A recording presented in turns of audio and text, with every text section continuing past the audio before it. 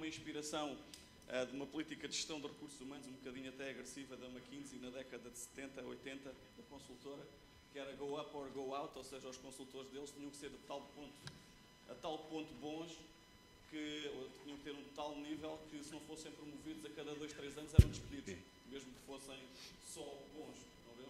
E então, para nós, a indústria acaba por ter o mesmo tipo de obrigação. Ou nós crescemos, ou então não vamos ser despedidos, nem vamos ser quicados fora, não é? Para usar um termo mais das gerações atuais, mas vamos ficar fora da cena em termos comparativos.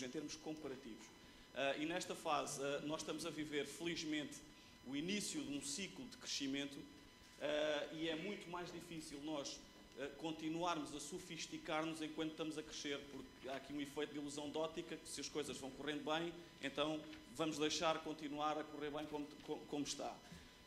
E a ideia é tentar que, neste caso, a plataforma também integre algum know-how nesta área de como crescer com base em crescimento e, essencialmente, também com base no que os nossos concorrentes vão ou não vão fazendo. Porque, basicamente, para mim, crescimento nas nossas empresas, na nossa vida, o crescimento só vale quando ele significa incrementos de taxas de penetração, quanto mais nós conseguimos crescer acima de quem está connosco no mesmo tabuleiro de xadrez. Basicamente é essa a ideia, porque crescermos só em relação, e nós nesta fase ainda estamos a medir-nos muito com base em estatísticas muito incipientes, muito básicas, tipo o número de turistas, o número de dormidas e as receitas, enquanto nós nos formos medindo só com base nessas 3 ou 4 grandes variáveis, então nós ainda não estamos bem a otimizar o nosso potencial endógeno, chamemos-lhe assim. Bom, nesta fase sabemos que estamos num enquadramento positivo, crescimento para toda a gente está a bater recordes, o ano passado foi um ano de recordes nas múltiplas variáveis que acompanhamos, que o país acompanha e que as várias instituições que produzem estatísticas acompanham. Isso é bom, não está a acontecer só aqui, como também se vão apercebendo. Nós temos estado a crescer bem, mas em geral nós estamos a beneficiar de uma macro tendência de crescimento global, não só no PIB, mas começa no PIB e depois vai pelo multiplicador para os outros setores todos das economias. Depois, também estamos a beneficiar de um crescimento generalizado, ou seja, nós estamos a crescer em turismo, quer em resorts, quer também em cidades, quer em turismo de countryside, ou seja, todos os segmentos estão em franco crescimento. Notem também que, em termos do turismo de resort, e isso é mais importante aqui para o nosso Algarve, entre aspas, que está a sofrer concorrência não só de resorts concorrentes, mas também de outros tipos de turismo, nomeadamente o turismo de cruzeiros, que é um mega setor dentro do setor do turismo, que se vai cada vez tornando mais competitivo e que vai também conseguindo ganhar cota de mercado aos resorts, além de que as próprias cidades também estão a beneficiar de um macro trend de crescimento do turismo leisure. Antigamente, aqui 10, 15, 20 anos atrás, a maior parte das cidades concorriam em turismo corporate, em group business, mais baseado no mundo empresarial, e hoje em dia as cidades viraram também captadoras de turismo leisure. Por isso, as próprias cidades já concorrem com os resorts turísticos clássicos, chamemos-lhe assim. Tá? Por isso, a concorrência nesta fase vem de todo o lado. Depois, estamos a beneficiar, feliz e infelizmente, para o lado do turismo, que nós, como somos mais receptores do que emissores, temos beneficiados de um euro historicamente desvalorizado e vai continuar a ser, ou seja, esta tendência iniciou-se há 2 anos atrás, sensivelmente, e passou a ser estrutural. Nesta fase só me interessa já o que é estrutural, não os pequenos picos, não a volatilidade, mas o que vai ficar para os próximos 5 a 10 anos. Depois a questão do Norte da África também, nós todos pensávamos que ia ser um epifenómeno, virou estrutural também. A reabertura do Norte da África ao turismo não está a acontecer, ou se está a acontecer a um ritmo incipiente. Lembro-me que há 2 anos atrás havia o medo que, quando nós invertemos em 2013, não é? Tínhamos passado ali 4 ou 5 anos a levar puxões de orelhas do mercado. Depois, em 2013, houve o início da inversão de um ciclo. Depois todos nós pensávamos que ele ia ser uma coisa mais localizada e isso não está a acontecer. Estamos a conseguir manter e aumentar até as performances a partir dessa base, e também tem a ver com isto. O Norte da África não reabriu e também a expectativa é que não reabra nos próximos anos aos níveis em que estava antes da Primavera Árabe. Depois a questão da forte mediatização do turismo, isto tem sido uma coisa até interessante de acompanhar. Nesta fase, os mídias perceberam que o turismo também vende, não é? Ou seja, nós fazemos coisas interessantes no turismo, temos novos conceitos, temos novos hotéis, estamos mais trendy, o país inteiro também já está a concorrer no turismo, isso é giro, mas há aqui um fenómeno de entrada na nossa cadeia de valor e do qual nós estamos a beneficiar e que temos que saber gerir, que é efetivamente os mídias terem-se apercebido que o turismo gera audiências, logo gera receitas publicitárias. Daí nós termos vindo a assumir a centralidade que também temos assumido no próprio país, praticamente ao fim de 100 anos de turismo. Fiquei com a sensação ali em 2013, 2014, que de repente o país a perceber-se que tinha uma indústria de turismo. Mas acho que foi em 2012 ou 2011 que tinha celebrado o centenário do turismo. E eu assim, bem, de repente, fiquei assim, mas pronto, estamos a beneficiar disto também e agora temos que conseguir gerir isto em benefício do setor e também, obviamente, em benefício do país, de alguma forma. E, com tal, nós passamos a ser um setor de bandeira, até porque dos vários estudos que saíram depois em 2013 e 2014, nomeadamente um da Ernst & Young, provou que o turismo foi o setor que mais contribuiu para a saída de Portugal da crise. Então agora vamos fazer com que os recursos que o setor obtém sejam proporcionais aos impactos que ele gera. Então, basicamente acaba por ser esse o nosso challenge para os próximos anos. O efeito em Portugal disto tudo, não é? Deste ciclo positivo, pode ser um efeito pernicioso, porque faz-nos pensar que, de facto, o sucesso que temos tido pode ser exclusivamente induzido por nós, pode ser só nosso, não é verdade? Não é? Ele tem a ver com muitos fatores exógenos que estão a ajudar-nos, e ainda bem, porque já houve fases em que houve muitos fatores externos que nos prejudicaram. Podemos pensar que o êxito é exclusivamente nosso, ele não é, por isso há aqui um efeito de bola de neve que está a fazer com que efetivamente o turismo também se afirme globalmente entre as várias indústrias mundiais. Ela, nesta fase, o setor do turismo é a quinta maior indústria do mundo, é a segunda maior indústria do mundo, 5 vezes maior do que a indústria automóvel a nível mundial, só para terem uma noção de escala. E aqui a questão que mais me preocupa é pensarmos que este êxito é suficiente. Eu já vou explicar isto melhor à frente. Isto faz com que possamos ter alguma preguiça em intensificar a nossa competitividade, não é? Ficamos um bocadinho sentados ali à sombra da bananeira, estamos a fazer tudo bem. Lembrem-se que ajustar em tempos de crise normalmente é à bruta, é à força, e é nestas fases de crescimento que nós temos que fazer os principais ajustamentos para que depois, quando chegarem ciclos mais negativos, nós já não termos que ajustar tanto, não é? Estarmos enxutos e prontos para os vários embates. Por isso, o desafio é fazer os ajustamentos que temos que fazer agora que estamos a crescer e não depois à força quando estivermos no próximo ciclo de retração ou de contração, que eu espero que seja daqui por muitos anos. E com isto também perdemos capacidade analítica. Como eu estava a dizer há pouco, os nossos crescimentos só se tornam absolutos quando nós crescemos mais que os concorrentes ou quando o nível de investimento que nós temos é suficiente para remunerar, entretanto, o investimento que foi feito para nós obtermos esses resultados. Isto é um conceito importante, porque, por exemplo, nós temos vindo a crescer muito, até 2 dígitos em algumas das nossas variáveis, crescimentos de 10% em receitas, etc. Mas, entretanto, a formação bruta de capital fixo também tem vindo a ser muito maior, não é? Então, o que me interessa saber é qual é o nível de crescimento mínimo necessário para nós podermos remunerar esses investimentos, os que já existiam e os novos também, não é? Porque, por exemplo, no meu caso, ao nível dos hotéis, não é? Se nós estivermos a crescer 5% ao ano, mas a oferta também estiver a crescer 5% ao ano, em geral, não é? No agregado, a receita está a subir, mas a receita para cada um dos investidores é a mesma. Vão ver?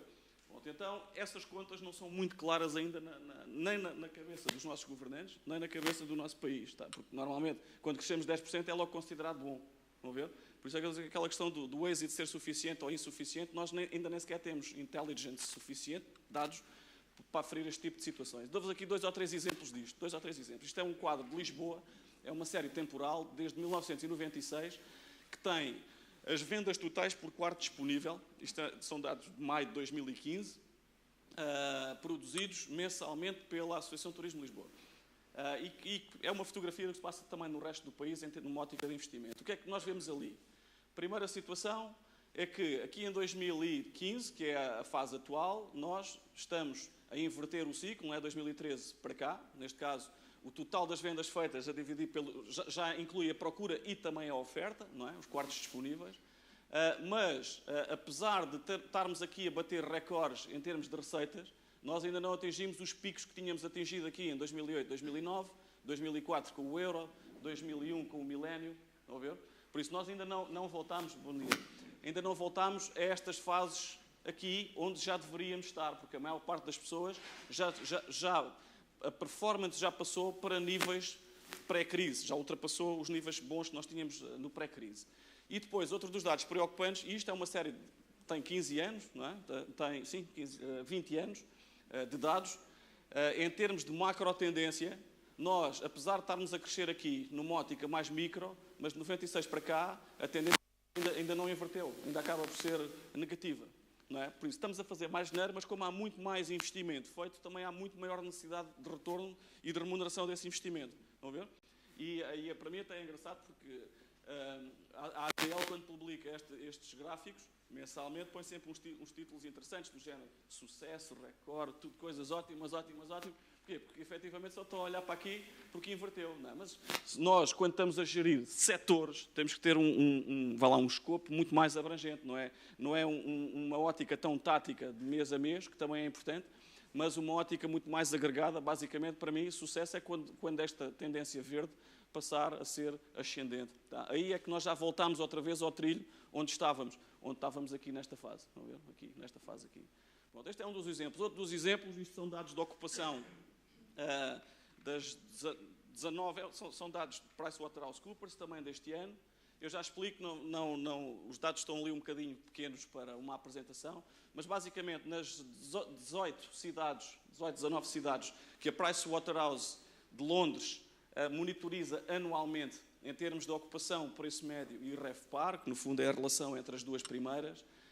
Lisboa está aqui na cauda, não é? Em 16º, e em 2013, 2014 em 16º, e depois em 2015 passa para 13º, em termos de taxa de ocupação. Por isso as ocupações subiram. Reparem que há ali Londres, Paris, quando nós falamos nesse tipo de cidades, estamos sempre a falar na Champions League, em termos de turismo e também, obviamente, em termos de hotelaria. Em termos de preço médio, Lisboa continua em 16º. Não é? E nos 3 anos, mesmo em 2014 foi um ano recorde, mas 16º, Lisboa 16º e Lisboa 16º. Um preço médio de 85 euros, não é? Cidade baratuxa. Por isso, mesmo em anos recorde, os indicadores de performance, como os outros também tiveram recordes, nós ficámos na mesma. Estão a ver? E na relação das duas, o RevPAR, idem, Lisboa em 16º, Lisboa em 16º e Lisboa em 16º. Isto para dizer o quê? Que nós temos tido tanto crescimento, só para estarmos no mesmo tipo de posicionamento. Estão a ver? Por isso isto liga com o título que eu tinha dito, ou go up or stay out. Neste caso nós não estamos a conseguir crescer na cadeia de valor. Não é? E cada vez que vêm estes dados, isto depois são séries consistentes ao longo dos vários anos, por isso 2015 é comparado com os mesmos dados de 2014, nós aí conseguimos perceber realmente o que estamos ou não estamos a fazer numa ótica de resultados, não só numa ótica dos títulos dos jornais. Depois aqui são os dados dos valores por quarto de hotel em 33 cidades da Europa. Também é uma série que já vem desde a década de 90. E o que é que eu faria aqui de destaque? Temos aqui a média europeia, ou seja, um quarto de hotel em 2014. Isto são dados deste ano, relativos a 2014. No início de 2016 saem os 2015. Um quarto, em média, na Europa, se nós quisermos, numa ótica de investimento, comprar um hotel ou construir um hotel, custa 246 mil euros. Em Lisboa, por outras palavras, em Portugal, não é? Em média, custa 144 mil euros, ou seja, 28, 29 mil contos na linguagem antiga. Isto tem uma relação também com os níveis de preço, não é? Porque normalmente se nós tivermos valores de investimento mais baixos, também temos uma economia mais barata e também não conseguimos colocar preços médios ou valores de venda de pacotes turísticos tão altos quanto necessário. Por isso é que é importante nós crescermos na cadeia de valor. Entretanto, o que é que aconteceu aqui? De 2008, que foi o nível de pico, o ano de pico, em que os quartos valiam 147 mil euros, valor de compra, ótica acionista, não ótica comercial, para 2014, eles ainda não passaram o valor da crise. Ainda estão nos 144 mil euros. Estão a ver? Isto não é propriamente bom. Cresceram cerca de 10% em relação a 2013 e isso é bom. Em termos de taxa de crescimento, ficámos no top 5 destas 33 cidades. Mas o que é certo é que esses 10% ainda não seguiram para inverter, para ultrapassar o pico anterior. E quando nós vemos a maior parte das cidades que estão acima da nossa, conseguiram todas elas aqui a ver passar os valores que tinham no ano 2008, que foi o ano de pico. Vão ver aquelas todas a ver, incluindo concorrentes diretas. Tipo, por exemplo, estamos a ver ali Munique, Amsterdão, que são cidades que nós ligamos menos porque não estão a sul, mas que são potências económicas em concorrência turística. Isto significa o quê? Que se estes valores aumentam, como vocês sabem, o valor dos ativos está correlacionado com os cash flows que geram e os preços médios também estão, obviamente, e as taxas de ocupação são a origem desses cash flows, não é? Se estes valores não estiverem a subir, então os preços médios comerciais, não é? Aqueles que nós vimos no gráfico anterior, também nunca vão poder subir. Estão a ver? Mas há ali cidades, mesmo as maiores, por exemplo, Paris, de 566 mil euros, valor quarto. Em 2008 já vai em 700 mil euros. Estão a ver? E nós aqui, em termos de Lisboa, isto também para termos uma noção do nosso competitive set, ou seja, dos nossos concorrentes diretos, está a concorrer aqui com São Petersburgo, Birmingham, Atenas, Bucareste, Manchester. Ou seja, nós somos uma cidade que está no tier, no grupo 2 ou no grupo 3 da competitividade. E o nosso objetivo deve ser agarrar na cidade e passá-la ali para o top 15, chamemos assim. E isso consegue-se fixando objetivos que não estão fixados. É como é que nós elevamos a cidade, logo o país, a subir na cadeia de valor. Para isso precisamos de os valores que nós temos que atingir vão ter que ser, por exemplo, 200 mil euros quarto. O preço médio que vocês viram no gráfico anterior estava nos 85 euros. Tem que subir provavelmente ali para os 110, 120 euros. As taxas de ocupação, que são taxas de ocupação no país muito baixas comparativamente com os concorrentes, também têm que subir uns bons 10 pontos percentuais e as políticas devem ser desenhadas em função desses objetivos e não coisas muito genéricas e qual vai ser a estratégia, o plano de marketing, que eu já desde que consigo racionalizar a estratégia, mas efetivamente depois na implementação ninguém vai lá doentiamente na consecução destes objetivos, não é? Quase como se fosse uma galinha sem cabeça. Pronto. Entretanto, aqui podemos ver também que o ano passado eu disse que tínhamos crescido 10%, mas, por exemplo, 10% e estamos em 26º. Nós andávamos sempre ali em 28º ao longo dos anos, em 33 cidades. Agora estamos em 26º. Madrid está em 16º e cresceu 16%. Estão a ver? Em termos de valores de hotéis. E também não tem tido uma boa performance. Reparem aqui que Madrid tem tido aqui, Madrid está ali em 16º, teve nos 270 mil euros de valor em 2008 e agora está nos 2011. Por isso, Madrid também tem sido um bocadinho uma cidade incompetente em gestão de turismo. Aliás, até, como sabem, há sempre as rivalidades entre Madrid e Barcelona. Recentemente o que se tem ouvido falar é em como barcelonizar a estratégia de turismo de Madrid. O que para os madrilenhos deve ser assim uma ofensa. Não é? Como é que a gente barceloniza isto? Porque, entretanto, Barcelona tem sido uma potência de turismo ao longo dos tempos. Muito bem, pontos positivos na fase atual. Assumimos centralidade. Existe esta consciencialização para um determinado multiplicador de turismo. Toda a gente já vai fazendo à sua maneira turismo em Portugal. Isso é bom, cria massa crítica. Já nos apercebemos, há bocado estava a dizer a história dos 100 anos de turismo, está aqui, e essencialmente também porque o turismo tem aqui uma correlação importante com a nossa Portugalidade. De repente, se os outros nos visitam é porque nós somos bons, e hoje em dia há também um trend de revivalismo e de reconstrução, de ligação, de lançamento até de novas marcas ligadas às nossas origens, etc. Existe aqui um impacto cultural muito forte que depois redunda e bem em impacto económico. Tá? Por isso o turismo faz isso aos países, faz isso às terras, às localidades, aos municípios, aos concelhos. Depois, outro dos impactos positivos tem sido a reabilitação urbana. Ela, feita com o objetivo turístico, está a acontecer mais rápido. Isto nota-se até, obviamente, nas cidades, senão não se chamava urbana. Mas nota-se muito, por exemplo, em Lisboa e Porto, não é? Com estratégias de turismo ou com táticas de turismo, as cidades têm-se vindo a tornar efetivamente mais competitivas e também, por isso, mais belas. Lembro só que o Canadá, na década de 80, teve uma campanha nacional de beautificação ou de embelezamento das suas várias cidades. O Canadá é uma das potências turísticas mundiais e nem sequer é um destino de resort, como sabem. E nós estamos agora, 20 ou 30 anos depois, a caminhar este caminho, não é? Felizmente, mais vale tarde do que nunca. Temos também nesta reabilitação ativos mais pequenos, que pode ser um perigo, ou seja, muitos, neste caso, hotéis e pequenos negócios é bom, mas eles são numa ótica de eficiência do país, numa ótica de custos. Quando nós temos setores demasiado dispersos e pouco consolidados, os custos de exploração nesse setor também são muito mais altos. Ou seja, não há efeitos de economia de escala a escorrerem para o PIB. Estão a ver? Pronto, é bom, mas é preciso olhar com atenção. E depois, o setor assumiu o peso dentro do governo, felizmente, feliz ou infelizmente. Lembram-se que o governo teve picos de praticamente ter caído com as fricções. Eu não vou entrar muito na política, isso é mais a vossa área. Passos Coelho, Portas, etc. O turismo, como é assim uma coisa lateral no pensamento dos governos, conseguiu ir-se afirmando. E essencialmente também porque as coisas foram correndo bem. Eu lembro-me bem quando este secretário de Estado, que é mexido, tomou posse na BTL e fez um discurso que foi muito aplaudido, e eu fartei-me de rir, que era o discurso do amanhã que não cantou. Tipo, as coisas para trás estava tudo errado no turismo, entretanto as estratégias tinham todas falhado, e esse amanhã não tinha cantado e que agora é que ia ser. Aliás, como os governantes, isso é uma coisa que eu também vos peço que quando voltarem, ou se continuarem outra vez no poder, abandonem esse tipo de discurso, de para trás era mau, para a frente agora, a partir de mim é que as coisas são ótimas, não é? Abandonar esse tipo de discurso.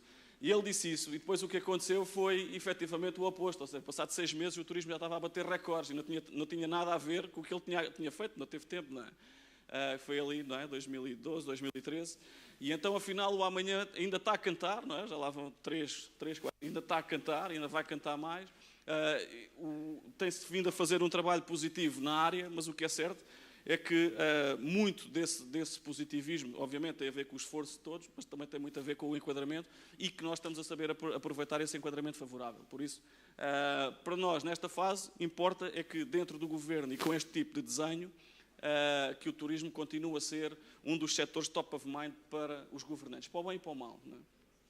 Depois, pontos negativos. A oferta que tem vindo a surgir não é muita dela, ou a maior parte dela não é em segmentos altos, por isso as rendibilidades são menores e a formação bruta de capital fixo, ou seja, o investimento também é menor, está mais disperso. Nós precisamos, para subir na cadeia de valor, precisamos de mais investimento também em segmentos mais altos, mais sofisticados, ou seja, mais competitivos numa ótica até de inovação. Há bocado estávamos a falar aqui na questão da inovação. Salários também pagam salários mais altos, por isso o multiplicador é diferente em segmentos mais altos.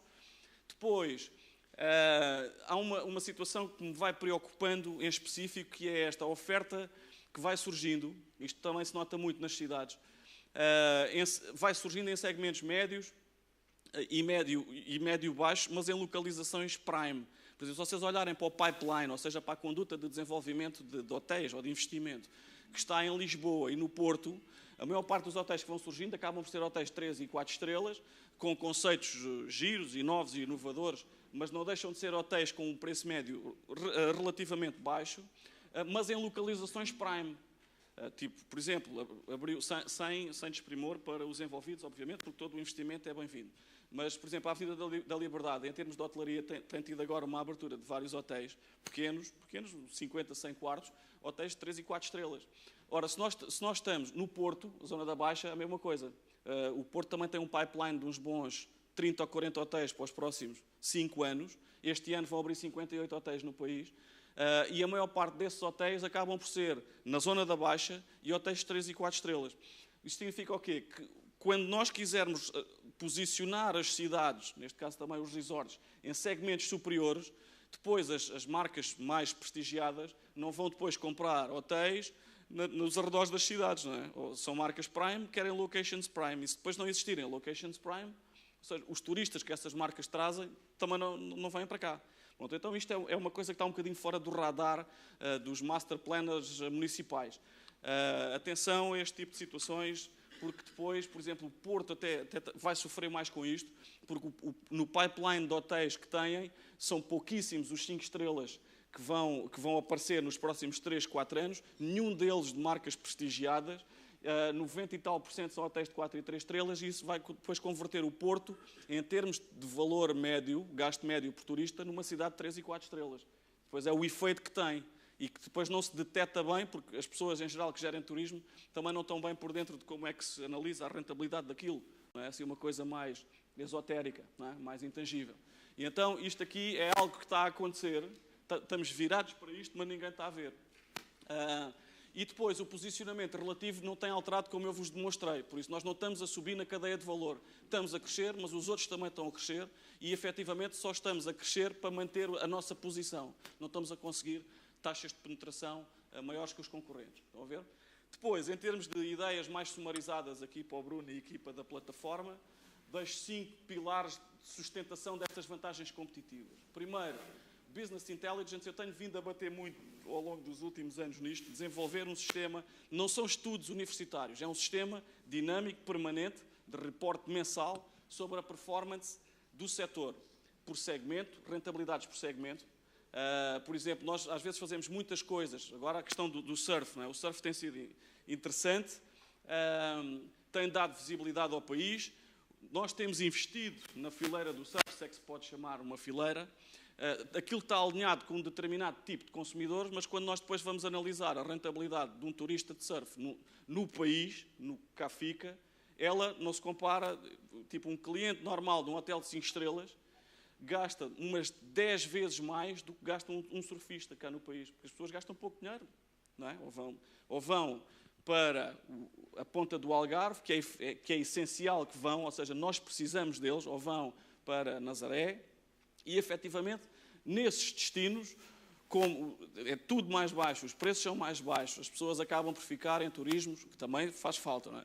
Em turismo quase alojamento local, fazem compras no supermercado, que também faz falta, ou seja, tudo faz falta. Mas é só para dizer que a rentabilidade de um turista nesse segmento é tipo 1/10 da rentabilidade de um turista noutro tipo de segmentos. E a ideia é como é que nós desenhamos políticas de Estado, de governo, para segmentos que sejam high-paying e não para segmentos que sejam low-paying, porque como nós temos budgets promocionais muito limitados, a ideia é que aloquemos esse dinheiro onde ele remunere mais. Estão a ver? E o meu medo é sempre, depois quando vejo os mídias a apanhar nisto e de repente, agora depois Portugal só dá surf. Não é? Mas nas contas o surf conta 0,5% do PIB turístico. Estão a ver? Pronto. Ele é importante, deve ser desenvolvido, mas atenção à forma depois como nós cavalgamos nessas ondas, não é? Já para usar um termo da própria área. Por isso, se nós conseguirmos de alguma forma sofisticar, depois ficam estas ideias aqui que eu não vou cruzá-las todas, se nós conseguirmos intensificar a forma como nós lemos a rentabilidade do setor e de uma forma dinâmica e em relação aos nossos concorrentes, nós conseguimos, numa base diária, numa base tática, nós, o país todo, incluindo Turismo de Portugal, Secretarias de Estado, etc., ir fazendo uma interpretação da realidade turística e da rentabilidade turística muito mais proveitosa para nós. E assim, com isso, vamos conseguir de uma forma mais fácil crescer na cadeia de valor. Tá? A ideia é sempre, se nós queremos ser depois trend takers ou trend setters. Depois a ideia que estamos a fazer é gira, não sei, vem a conferência da Monaco, depois vem a wallpaper, agora estamos na onda, os outros já estão a fazer isso há 5 anos. A mim só me interessa aquilo que nós estamos a fazer à frente dos outros. Só isso é que me dá realmente prazer. Não é ao lado nem atrás, é à frente dos outros. O que é que os outros ainda não pensaram e que nós já temos no terreno. Isso é que gera a vantagem competitiva. Depois, o pilar 2, branding, ou seja, captação de mais marcas hoteleiras, maior prestígio, lançamento de serviços inovadores, lançamentos de mais eventos brandeados. Eu pus ali o modelo do Algarve, era mesmo de propósito. O modelo era um bom modelo. O nome era discutível e depois tudo caiu porque o nome acabou por não correr bem, mas o que é certo é que de repente não me lembro de ter acontecido mais modelos destes, em que os privados comparticipavam e os públicos. Interessa-me um modelo, como é que nós, com este tipo de modelos, que foi um modelo clusterizado, que funcionou bem e que gerou muito mediatismo para a região, como é que nós fazemos coisas deste estilo, não é preciso ser igual, mas deste estilo. Depois, brand placement, colocar as marcas nossas, Algarve, Portugal, as que quisermos, em tudo o que seja local, ou seja, nós temos que ter uma estratégia de brand placement que não temos, e co-branding, neste caso, como é que nós usamos outros meios para, com as marcas deles, fazermos as nossas irem mais além. Ficam lá as ideias também por escrito, para depois para futura consulta aqui para a plataforma. Depois, outro dos pilares é a clusterização do setor. Como é que nós conseguimos um master plan, por exemplo, a região de turismo tem determinadas competências, a CCDR tem outras competências, a Universidade tem várias competências. Nós somos uma região em que o valor acrescentado bruto da região, numa ótica, ou seja, o turismo no Algarve anda à volta de 75% do valor acrescentado bruto da nossa região. Por isso, o Algarve é o turismo, como nós empiricamente sabemos. Mas como é que nós, de alguma forma, conseguimos fazer com que o turismo seja o capitão da região, em termos do seu desenvolvimento numa ótica integrada, plurissetorial. Isso é o que interessa. E para isso nós precisamos, de alguma forma, de criar um cluster que não existe, mas que já existem destinos concorrentes que estão a operar com base em clusters, em que tudo depois é desenvolvido, seja a política de educação, a política de esportes, a política de saúde, etc, etc, etc, em função daquilo que nós queremos ser enquanto destino turístico. Vão ver? Porquê? Porque o turismo acaba por ser aquilo que paga os melões, chamemos assim, não é? Que compra a refeição lá para casa.